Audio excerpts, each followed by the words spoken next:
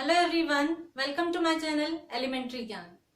तो हम हमारा थर्ड चैप्टर पढ़ रहे थे एटम्स एंड मॉलिक्यूल। और लास्ट वीडियो में हमने डिस्कस किया था कि एटम्स क्या होते हैं।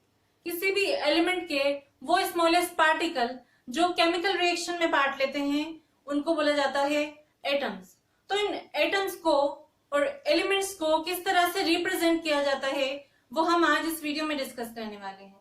और साथ ही हम जो स्ट्रक्चर होता है किसी एटम का उसको भी ब्रीफ में स्टडी करेंगे। So let's start with the symbols of element.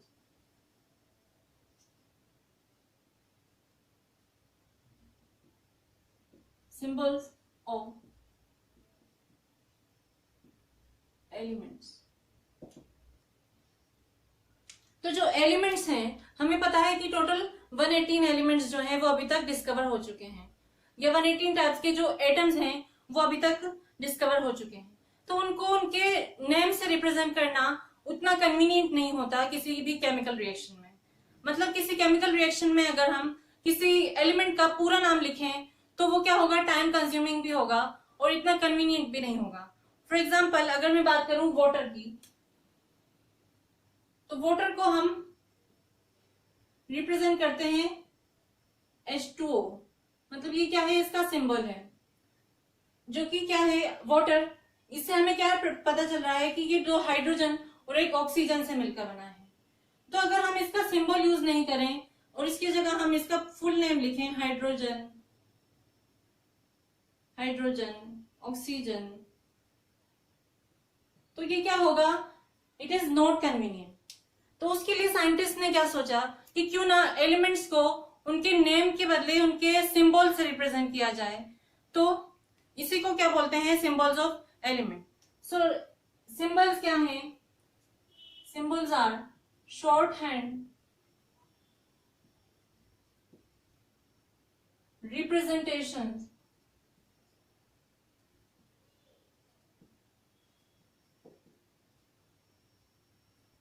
of the names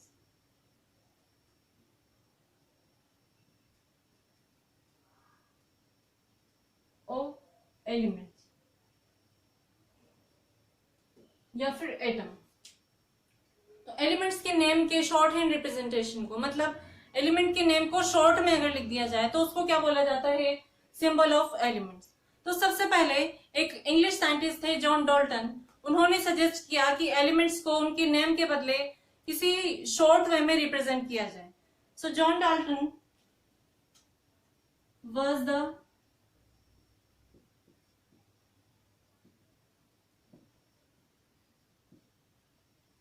first scientist who used symbols for the elements in a chemical reaction। तो जॉन डाल्टन ने जो सिंबल्स यूज करे वो कौन कौन से थे, लेट अस सी।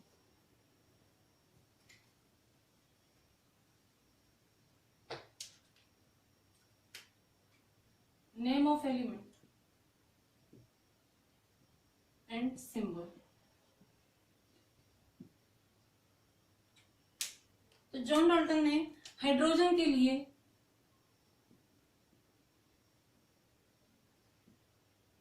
सिंबल यूज करा a circle with a dot, and carbon के लिए सिंबल यूज किया गया circle which is filled.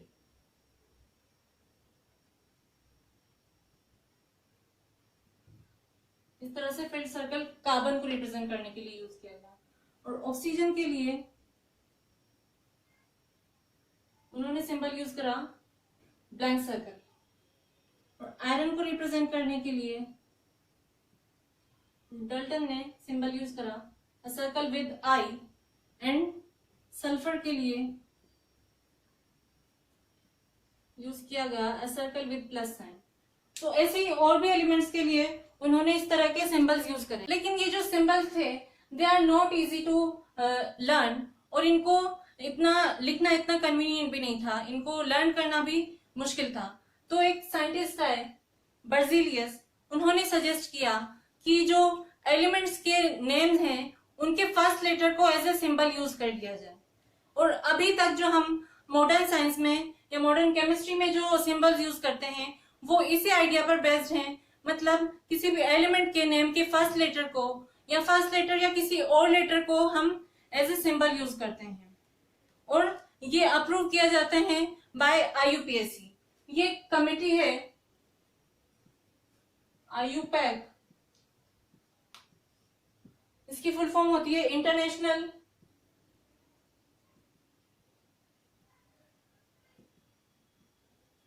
Union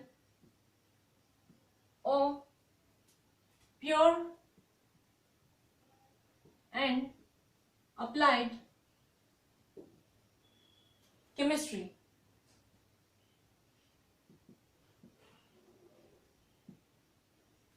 तो जो एलिमेंट्स के नेम्स होते हैं वो अप्रूव कौन करती है? IUPAC कमेटी अप्रूव करती है। तो जो 118 एलिमेंट्स हैं उनके नेम्स किस तरह से डिराइव किए गए हैं? कुछ के नेम्स तो उनके इंग्लिश नेम से, कुछ के सिंबल्स उनके इंग्लिश नेम से डिराइव किए गए हैं और कुछ एलिमेंट्स के सिंबल उनके लैटिन नेम से या ग्रीक नेम से डिराइव किए गए हैं। वो किस तरह से किए गए हैं वो हम डिस्कस करने वाले हैं। तो जो सिंबल्स हैं बेसिकली ये कन्वीनियंस के लिए यूज किए जाते हैं।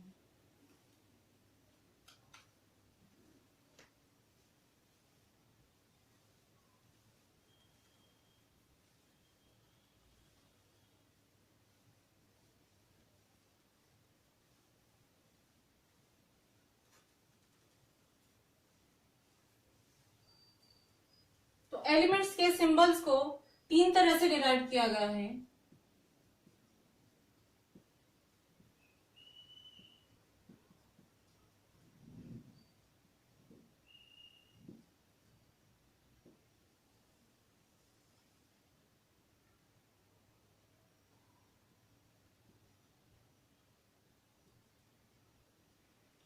सबसे पहले तो क्या, फर्स्ट लेटर जो उसके नेम का है उसको एज ए सिंबल यूज कर लिया जाए।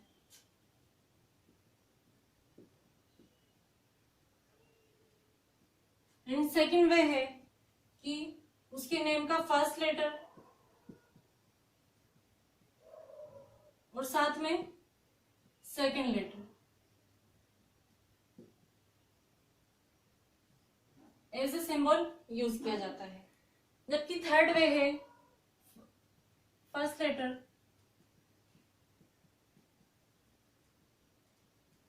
एंड एनी लेटर, कोई भी नेम का उसका लेटर जो है वो एज ए सिंबल यूज कर लिया जाए। तो फर्स्ट लेटर से कौन कौन से सिंबल्स हैं हमारे पास? बोरोन, बोरोन को रिप्रेजेंट किया जाता है कैपिटल B से। तो ये क्या है? इसके नेम का फर्स्ट लेटर है।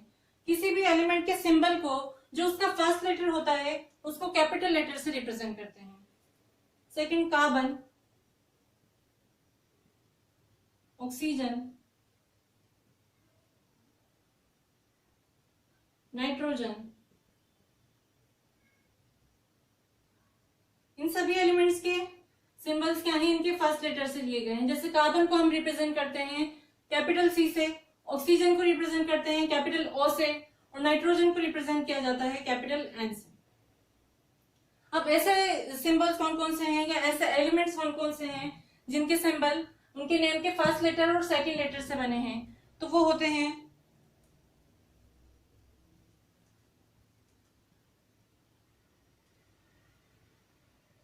हीलियम, नियोन, एल्यूमिनियम,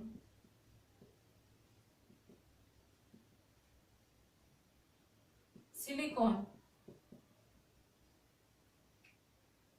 तो हीलियम को हम रिप्रेजेंट करते हैं He से। तो कोई भी सिंबल जो है इसको हम किससे रिप्रेजेंट करेंगे? कैपिटल लेटर से, और उसका सेकंड लेटर जो होगा वो स्मॉल होगा और इसको हमें लिखना है टाइप हैंड में। मतलब मिला के नहीं लिखना है, जैसे हम टाइपिंग करते हैं उस तरह से टाइप हैंड में लिखना है। ऐसे ही नियोन को लिखा जाता है with the help of symbol Ne से। तो N तो कैपिटल होगा और E स्मॉल होगा और टाइप हैंड में होगा। एल्यूमिनियम को रिप्रेजेंट करते हैं ए एल से, ए है कैपिटल में और एल है स्मॉल में, और सिलिकॉन को रिप्रेजेंट किया जाता है एस आई से। तो ये तो थे वो एलिमेंट्स जिनके सिंबल उनके फर्स्ट और सेकंड लेटर से बने हैं। अब ऐसे एलिमेंट्स कौन कौन से हैं जिनके सिंबल्स उनके फर्स्ट लेटर और किसी और लेटर से बने हैं? तो magnesium,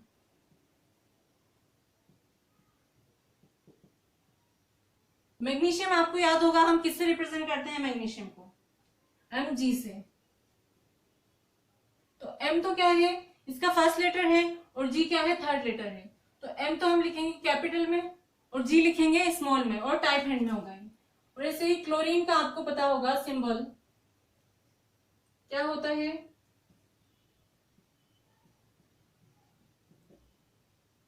C L. C L से हम क्लोरीन को रिप्रेजेंट करते हैं। तो सी तो क्या है, इसके नेम का फर्स्ट लेटर है, और एल क्या है, थर्ड लेटर है। तो ये हो गए इंग्लिश नेम्स वाले सिंबल। अब कुछ एलिमेंट्स ऐसे हैं जिनके सिंबल्स उनके ग्रीक नेम से या लैटिन नेम से लिए गए हैं। तो वो कौन कौन से हैं वो भी हम देख लेते हैं।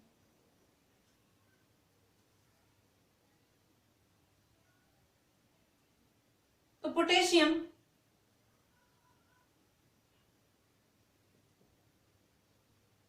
इसका दूसरा वर्ड होता है, इंग्लिश नेम तो इसका पोटेशियम है, इसका दूसरा नेम होता है कैलियम। तो इसके लिए हम सिंबल यूज करते हैं के, कैपिटल के, क्योंकि इसका नाम कैलियम है तो इसका फर्स्ट लेटर क्या है, के, इसलिए इसको कैसे रिप्रेजेंट किया जाता है। ऐसे ही अगर हम टंगस्टन की बात करें,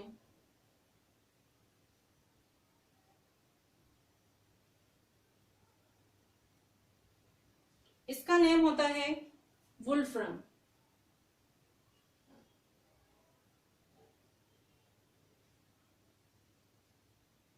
और इसको रिप्रेजेंट किया जाता है डब्ल्यू से, कैपिटल डब्ल्यू। और ऐसे ही वो एलिमेंट्स जिनके ग्रीक वर्ड के और लैटिन नेम के फर्स्ट लेटर और सेकंड लेटर से कौन कौन से एलिमेंट्स को उनके सिंबल रिप्रेजेंट किए गए हैं, वो होते हैं सोडियम। सोडियम को हम Na से रिप्रेजेंट करते हैं, ये आप सभी जानते होंगे। तो Na उसका लैटिन नेम है नेट्रियम, वहां से डिराइव किया गया है। तो it is represented by capital N and small A. और ऐसे ही वो एलिमेंट कौन से हैं जिनको उनके फर्स्ट लेटर और कोई दूसरे लेटर के से रिप्रेजेंट किया जाता है, वो होंगे, आपने सुना होगा मर्क्यूरी को हम Hg से रिप्रेजेंट करते हैं, या सिल्वर को हम Ag से रिप्रेजेंट करते हैं। तो सिल्वर का जो लैटिन नेम होता है वो होता है अर्जेंटम, और इसलिए इसको रिप्रेजेंट किया जाता है विद द सिंबल Ag। तो इसका फर्स्ट लेटर तो A यहां से ले लिया और थर्ड लेटर है G। तो फर्स्ट लेटर हम लिखेंगे कैपिटल में और सेकंड लेटर लिखेंगे हम स्मॉल में। ऐसे ही Hg है, मर्क्यूरी को Hg से लिखा जाता है, उसका नाम होता है हाइड्रार्जिरम। तो हाइड्रार्जिरम का फर्स्ट लेटर H है और थर्ड लेटर G है, उससे उसका सिंबल डिराइव किया गया है। तो ये था कि किस तरह से एलिमेंट के सिंबल जो है वो डिराइव किए गए हैं। अब हम डिस्कस करेंगे कि एटम जो है उसका स्ट्रक्चर कैसा होता है, because it is needed to understand the atomic masses and atomic number. क्योंकि हम एटॉमिक मासेस और एटॉमिक नंबर को इस चैप्टर में आगे डिस्कस करने वाले हैं, तो उसके लिए हमें थोड़ी सी ब्रीफ नॉलेज होनी चाहिए स्ट्रक्चर ऑफ एटम की। सो लेट्स सी कि जो एटम होता है उसका स्ट्रक्चर कैसा होता है।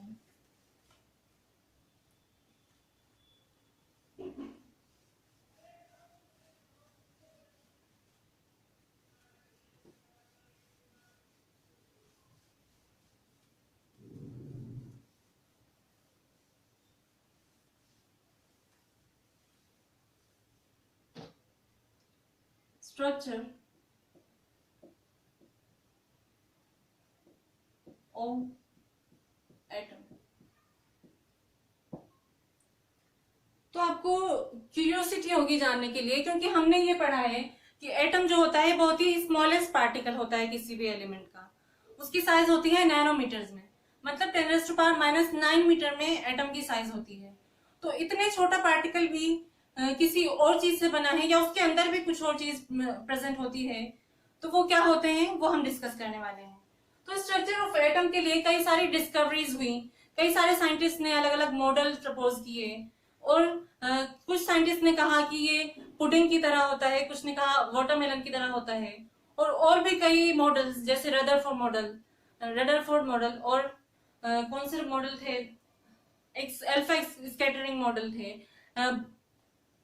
बोर मॉडल है। तो ये सभी मॉडल क्या हैं, एटॉमिक स्ट्रक्चर के लिए प्रपोज किए गए हैं, जो कि हम 4th चैप्टर में हमारे डिटेल में डिस्कस करेंगे। अभी के लिए हम सिर्फ ब्रीफ में डिस्कस करेंगे कि एटम का जो एग्जैक्ट स्ट्रक्चर है वो कैसा होता है। तो एटम जो है ये और भी स्मॉलेस्ट पार्टिकल से मिलकर बना होता है, जिनको कहते हैं सब एटॉमिक पार्टिकल्स। सब एटॉमिक पार्टिकल्स। और वो सब एटॉमिक पार्टिकल्स कौन कौन से होते हैं? प्रोटॉन्स, न्यूट्रॉन्स,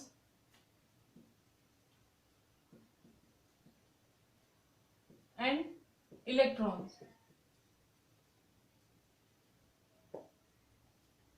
इसको हम डायग्राम की हेल्प से समझते हैं। तो मान लीजिए ये एक एटम है, थोड़ा बड़ा बना लेते हैं।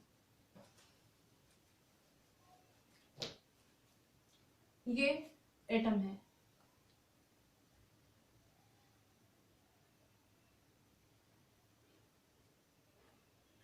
और इसमें एक सेंटर होता है। आपने बायोलॉजी में पढ़ा होगा सेल का स्ट्रक्चर। तो सेल में क्या होते हैं, उसमें भी एक सेंटर होता है और उसके सेंटर को कहते हैं न्यूक्लियस। उसी तरह से ये जो एटम होता है इसका भी सेंटर होता है और उसके सेंटर को कहा जाता है न्यूक्लियस। और इस न्यूक्लियस में कौन कौन से पार्टिकल्स प्रेजेंट होते हैं? सब एटॉमिक पार्टिकल प्रेजेंट होते हैं। एक तो होते हैं प्रोटॉन्स और होते हैं न्यूट्रॉन्स। जबकि इसका जो आउटसाइड पार्ट है न्यूक्लियस के अलावा, इसमें क्या प्रेजेंट होंगे? इसमें प्रेजेंट होते हैं इलेक्ट्रॉन्स। इसको ऑर्बिट बोलते हैं। ये ऑर्बिट है, इसमें इलेक्ट्रॉन्स प्रेजेंट होते हैं। तो हमने क्या डिस्कस किया कि जो न्यूक्लियस है उसमें क्या प्रेजेंट होंगे?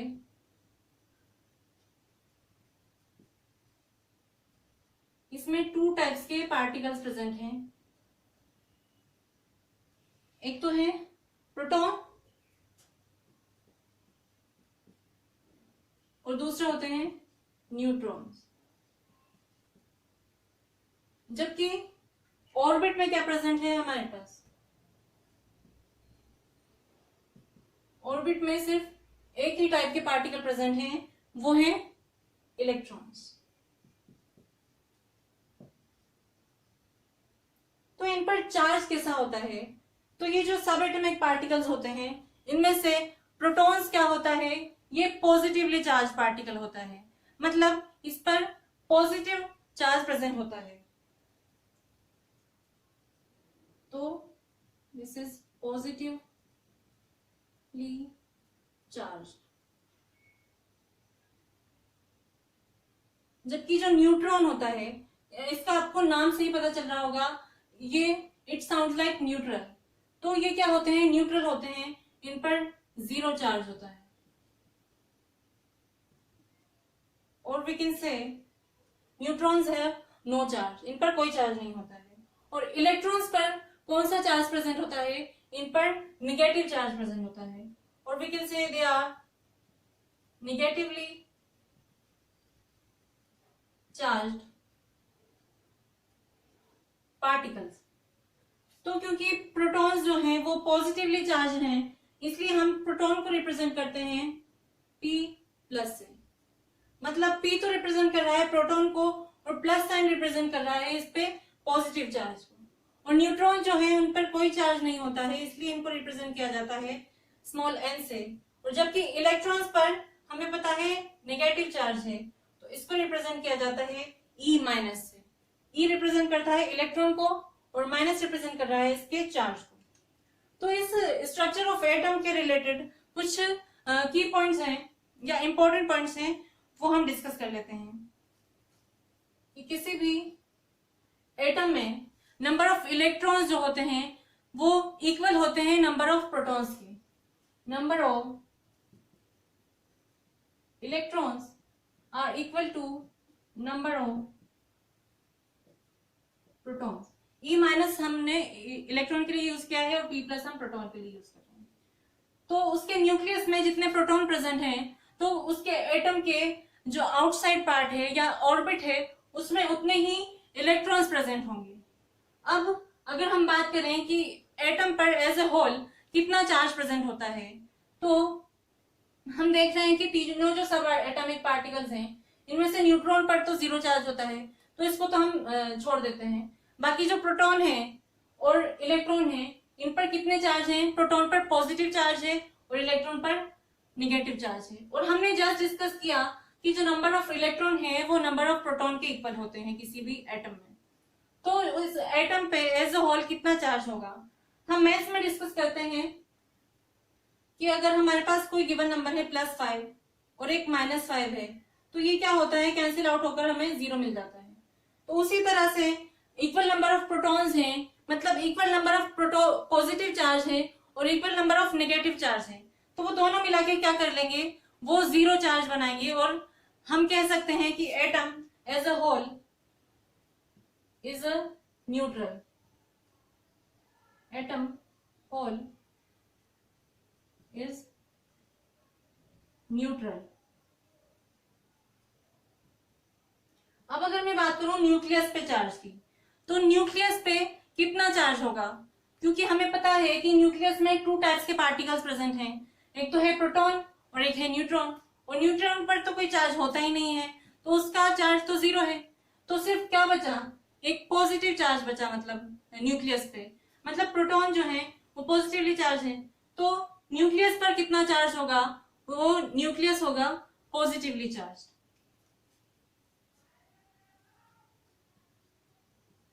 Nucleus has positive charge. So this is all about the structure of atom. I hope आपको क्लियर हो गया होगा कि जो सब एटॉमिक पार्टिकल्स हैं ये कैसे प्रेजेंट होते हैं, इन पर चार्ज क्या होता है और न्यूक्लियस क्या होता है। तो अब हम नेक्स्ट वीडियो में डिस्कस करेंगे कि एटॉमिक मास और एटॉमिक नंबर क्या होते हैं। जब तक के लिए keep learning. I'll see you in the next video. And please don't forget to share and subscribe to my channel Elementary Gyan. Thank you.